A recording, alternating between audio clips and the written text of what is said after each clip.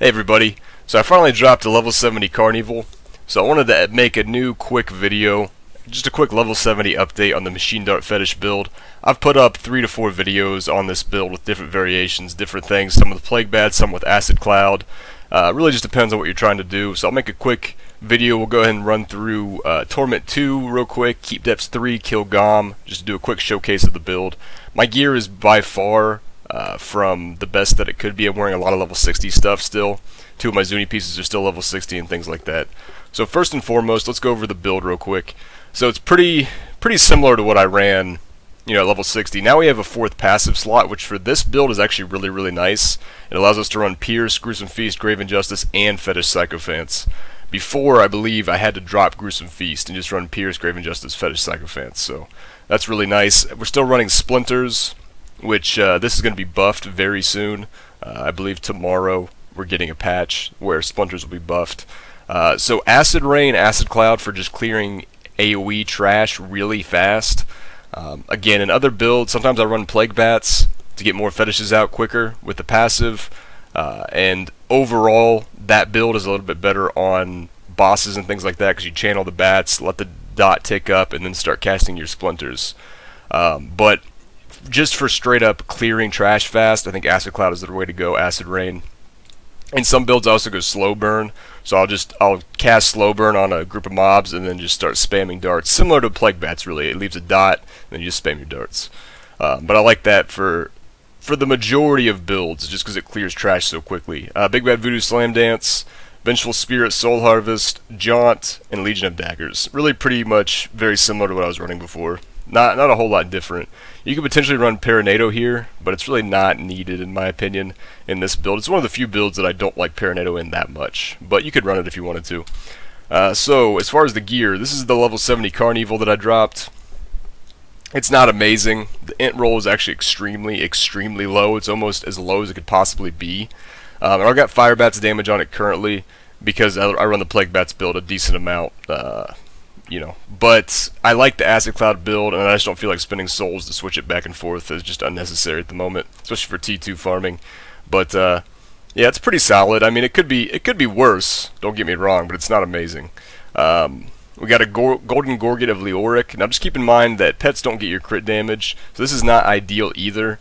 I'd like to ideally this would be poison damage, poison elemental damage, average damage, crit chance. Is what I would like to see. Attack speed would also be fine, potentially. So we got Custarian Risk Guards with poison damage, and then Swampland Waiters with poison damage. Now just for quick clarification, the fetishes deal poison damage when they shoot darts. Even though the rune says that they're physical damage, it gets converted to poison when they shoot their darts. So just keep that in mind. There's been some false information out there on that, and that is how that works. We're running a Thunder Fury. The best weapon for this build would be a Star Metal Kukri, which basically every time your fetishes deal damage, it reduces the cooldown of your Big Bad Voodoo and Fetish army by 1 second. Would basically mean permanent Big Bad Voodoo. So that's the best for this build, although the Thunder Fury is pretty darn good. I mean, it procs a ton from Acid Cloud and it procs a ton from Splinters. Your fetishes themselves do not have a proc chance, so they're not going to proc it, but even still, I mean, it's quite good. As far as the Zuni pieces go, we're running level 70 Pox. Again, I've been trying to reroll this thing to either crit chance or attack speed for this build because the crit damage really isn't that good. I mean, like, the abilities that I do, Acid Cloud and Poison Dart will get affected by that, but the fetishes themselves don't get anything from your crit damage. Level 60 Zuni Trail, not amazing again. And level 60 Zuni Morrow. Now, you want to get Fetish Army damage on any piece of gear you possibly can. So you can get it on chests, I believe, but I can't reroll it currently on this one. So we're missing out there. We've got 12% Fetish Army on the Mojo and 14% Fetish Army on the shoulders. And then the way we're getting the 4 pieces with the Ring of Royal Grandeur reduces the number of items needed for set bonuses by 1. This ring, just anybody's curious, this is pretty much best in slot for just about every class. I mean, being able to potentially rock multiple set bonuses from different sets with this ring, there's a lot of potential there for that. And being like with this, I don't have to run because like currently my only Zuni string is a level 60 version, which just isn't good. The damage is so bad it would completely nerf me. So this allows me to not have to run that. So this ring is really, really good. That's pretty much it. We're rocking a level 60 Witching Hour still. Obviously that could be upgraded like crazy to something better, like a level 70 Witching Hour for instance. But yeah, that's pretty much it. I mean, we've got some level 70 Gladiator Gauntlets. Pretty good, not amazing by any means, but not bad.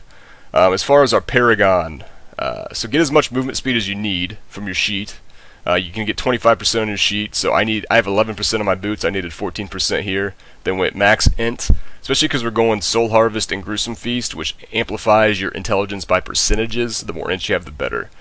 Max attack speed, then crit chance, because every time you shoot a dart, your fetishes do, so you want as much attack speed as possible. All resist, then life percentage, and then I went area damage, life on hit. Neither one of these are going to proc off of your fetishes, but you don't need resource cost reduction in this build, and I don't really need gold find, so figured more damage from at least my acid rain and splinters potentially with the area damage, and then some life on hit, I guess.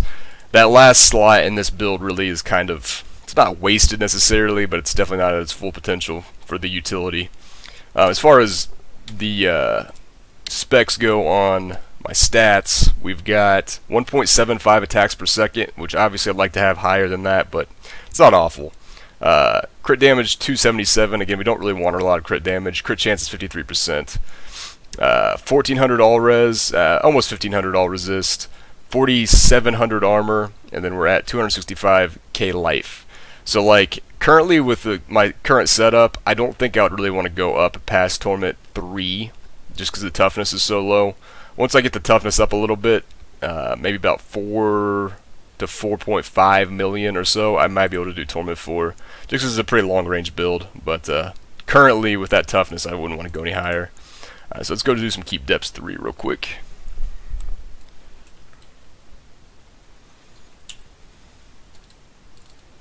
So like pretty much on all the trash, you're just gonna acid cloud it all down.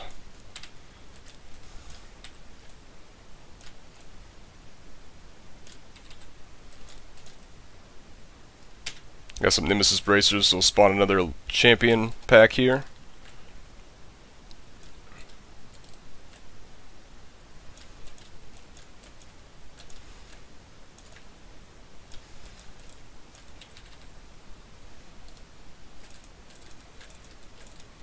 So I mean, as you can see, even at level 70, it's still really good, and I'm not even close to being set up properly for it. I need to reroll quite a few items. You want to get as much poison damage as you possibly can. You want to try to stay away from crit damage as much as possible. You want average damage, you want attack speed, and then crit chance. Honestly, it probably goes attack speed, average damage, then crit chance, because you want a ton of attack speed. Now, you definitely got to be careful with Electrified. Electrified is still as deadly as ever with this build. Now, if you had a Star Metal Kukri, needing attack speed isn't as bad because you're going to have permanent Big Bad Voodoo, so you're getting 20% more attack speed all the time. I mean, you're always going to have it up pretty much. Between Grave Injustice and the Star Metal, it's just permanent Big Bad Voodoo. That's why Star Metal Kukri is probably the best Witch Doctor weapon. It's not going to be best in slot for every single build, but the majority of Fetish builds it'll be best in slot. Especially when you're playing in a group. I mean, giving your group 30% more damage and 20% more attack speed all the time is pretty nuts. So I mean, the single target is still as crazy as ever. It's definitely where it excels, and that's why I like the Acid Cloud in the build, because your single target is already insane. You don't need any more really, and it's always had a little bit of an issue with AoE, and so Acid Rain really takes care of all the AoE for you.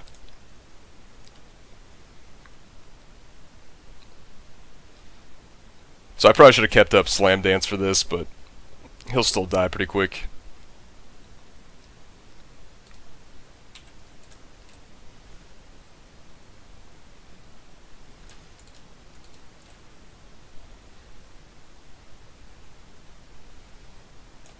And this isn't even switching to like an SOJ or anything. or a Sunkeeper. Pretty much a piece of cake, man. So there you go. Just want to make a quick update on the build. It's still really good at 70. I don't know how good it's going to be, like, Torment 5 or 6. I think you can go up to Torment 4 with good gear pretty easy. Like I said, this is Torment 2 right now, with pretty bad gear for the most part. Like, my gear is really not very good for this. So, you know, you might be able to do Torment 6 at some point with, like, top of the line gear, but I do think that builds with a Star Metal Kukri, a Mask of Jerem, and Tasker and Theos are going to outperform this at level 70, simply because with that setup, your fetishes are doing a ton of damage, resetting your Big Bad Voodoo Slam Dance all the time, while you're still doing something else. Like, say you stacked physical damage in that build, you could then be using Pile-On, dealing your own damage while your fetishes are doing all these things. That's the main reason why I think that build is stronger than the Carnevil builds, because, you know, you have to cast Poison Dart, whereas you're able to cast much higher impact abilities while your fetishes are still dealing damage in the Mask of Jerem builds. But with that said, this build's really fun, and it's just cool, man. It's just a cool build. So hopefully you guys find a Carnevil soon and you can test it out. If you get a Star Metal Kukri, you can run this without the 4-piece Zuni. You pretty much just have to recast your Fetish army over and over and over. And at that point, you don't want to be using Fetish Sycophants, because every time you cast your Fetish army, it'll despawn the fetishes from the passive. But with the Kukri, your Fetish army is going to be off cooldown so often, you can pretty much replicate a 4-piece Zuni effect by just having 8 fetishes out from Legion of Daggers all the time. Alright guys, there you go. Hope you enjoyed it. I'll see you next time.